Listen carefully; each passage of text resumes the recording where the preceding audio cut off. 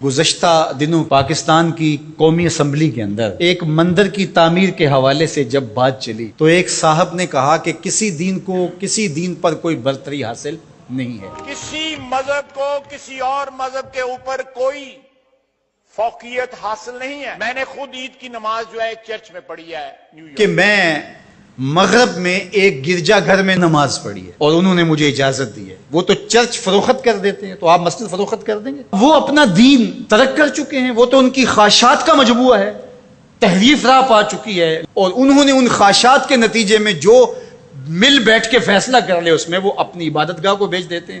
تو کیا ہم اپنی عبادت گاہ کو بیچ سکتے ہیں؟ ہم کہتے ہیں جی وہ دیتے ہیں تو ہم بھی دے دیں، یہ کیا بات ہوئی؟ اگر آپ نے ان کی رواداری دیکھی ہے تو ذرا اس کو اپنے سیاسی کلچر کا حصہ بنائیے، تھوڑی سی وسیع و ظرفی کا اظہار کیجئے۔ مسلم لیگ کے دفتر جو ہیں وہ تحریک انصاف کے لیے کھول دیجئے کہ آپ یہاں اجلاس کر سکتے ہیں، اور تحریک انصاف سے کہیے گا کہ وہ پیپلز پارٹی کے لیے، ان کو کہیے گا کہ آپ نون لیگ کے لیے اپنے دفتر کھول دیجئے۔ وحدت دیان تو بعد میں ہوگی، وحدت سیاست تو ہو لے پہلے۔ تم سارے مسلمانوں ایک ملک کے رہنے والے ہو تو پتہ چلے جی یہ بڑے وسیع و ظرف ہیں، وہاں تم اپنے لیڈر کے لیے مر جاتے ہو، اور اسلام کوئی یتیم مذہب ہے؟ یہ محمد عربی کا لایا ہوا دین ہے۔ تم اپنے سیاسی مفادات پہ کوئی کمپرومائز نہیں کرتے ہو۔ یہ کیا تمہارا فلسفہ کہ انہوں نے اپنے چرچ میں اجازت دے دی تو ہم بھی دیں گے؟ میاں ان کی غیرت اجازت دیتی ہے، ان کا دین جو خود ساختہ ہے، اور حضرت عیسیٰ کو چھوڑ کے جو انہوں نے اختیار کیا ہے ان کی تربیت ان کے نفس نے کی ہے، اور ہماری مسجد کے حوالے سے تربیت محمد عربی نے کی ہے۔ ہمیں تو یہ بتایا گیا سامان مسجد نہ برائے سوختن نہ برائے فروختن، مسجد تو مسجد رہی، مسجد کے اندر جو ٹوٹی ہوئی چٹائی ہے آپ اس کو بھی نہیں بیچ سکتے۔ باقی وہ آپ کے لیے یا دو چرچ کھول رہے ہیں اور کہیں کہ وہاں نماز پڑھیں اور آئیں وہاں میں آپ کو اجازت دیتے ہیں۔ میں آپ کو ایک پیشکش کرتا ہوں کہ انہیں کہیں کہ تم بڑے وسیع و ظرف ہو، مگر بہت کشادہ ذہن ہے، تو ہمیں مسجد کرتبہ میں نماز پڑھنے دیں۔ مسجد کرتبہ میں جو مسلمانوں کی بنائی ہوئی ہے، 10 مربع کلومیٹر پر پھیلی ہوئی وہ مسجد، اس کے باغات، اس کے احاطے، اس کے متعلقات اگر شامل کریں، حمام شامل کریں تو 10 مربع کلومیٹر پر وہ مسجد تھی، اور 1400 ستونوں پر پھیلی ہوئی مسجد کا حال۔ اللہ اکبر! جب رات ہوتی تو اس زمانے کے اندر 7500 مشعلیں اس مسجد میں چراغاں کرتی، 30 فٹ اونچا اس کا چھت ہے، اور آج بھی وہ دیکھنے کے قابل ہے۔ اقبال نے بے ساختہ وہاں جا کے کہا تھا کہ تیرا وجود مردان خدا کی دلیل، جنہوں نے بنایا ہے پتہ چلتا ہے کوئی تھا، تیرا وجود مردان خدا کی دلیل، وہ بھی جلیل و جمیل تو بھی جلیل و جمیل، وہ بھی جلیل و جمیل تو بھی جلیل و جمیل، تیرے ستون بے شمار تیری بنا پائیدار، شام کے صحرا میں جیسے ہجوم نخیل۔ تو وہ مسلمانوں نے بنائی ہوئی، 800 سال مسلمانوں نے اندلس میں حکمرانی کی، اب وہ مسجد مسلمانوں کی تعمیر کردہ وہاں موجود ہے اور گرجا گھر میں تبدیل کر دی گئی ہے۔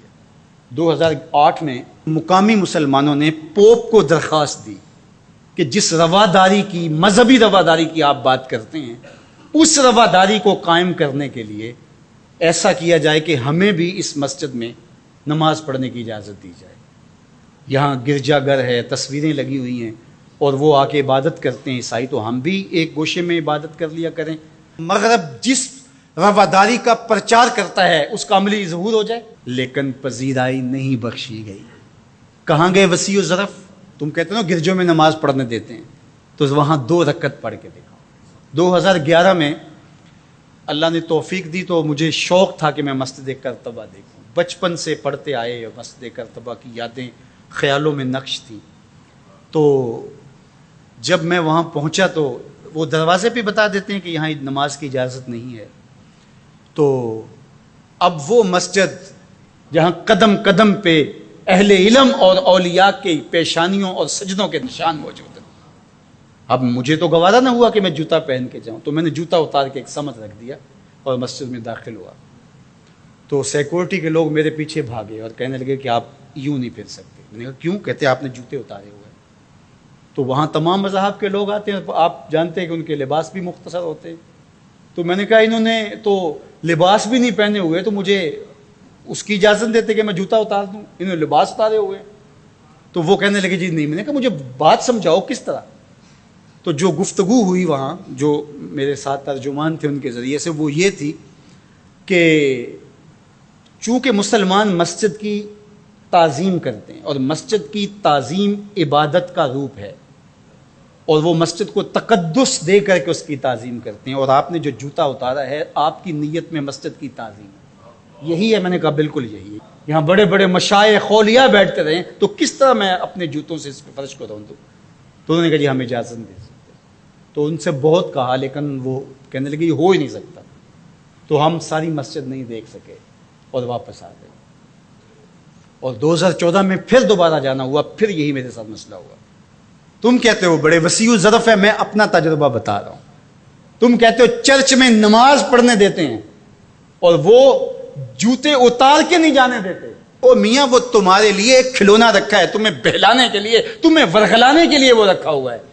انہیں پتا ہے اس سے بہل جائیں گے اور وہ بھی شور جا کے کریں گے کہ ہماری مسجدوں میں بھی ایسا ہونا چاہیے، ہم بھی وسیع و ظرف ہوں. وہ تمہیں دھوکہ اور فراڈ دینے کے لیے کیا ہے.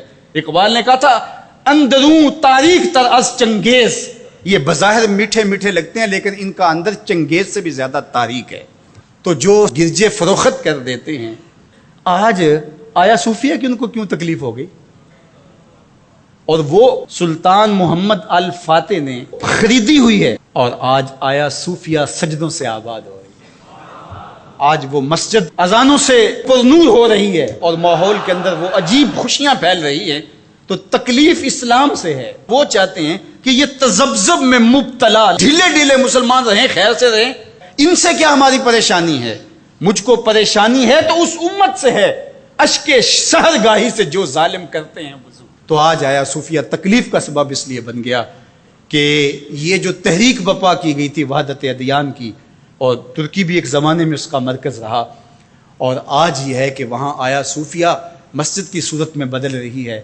لیکن مغرب خوش ہے کہ پاکستان میں مندر بن رہے ہیں، عربستان میں مندر بن رہے ہیں، اور اسرائیل کے ساتھ ہم عربوں کے تعلق کو مضبوط کر رہے ہیں. لیکن یہ تمہارا ادھورا سا خواب ہے جو کبھی پورا نہیں ہوگا. یہ وقتی ہوگا. انشاءاللہ وہ وقت دوبارہ آنے والا ہے کہ پوری کائنات پہ جھنڈا میرے حضور کا ہی ہوگا. ملیں گے سینہ چاکانے چمن سے سینہ چاک، بزم گل کی ہم نفس باد صبا ہو جائے گی. شبنم افشانی پیدا کرے گی میری سوز و ساز، اس چمن کی ہر کلی درداش نہ ہو جائے گی. آسماں سحر کے نور سے ہوگا آئینہ پوش، ظلمت رات کی سیما پا ہو جائے گی. شب گریزاں ہوگی آخر جلوائے خورشید سے، یہ چمن معمور ہوگا نغمہ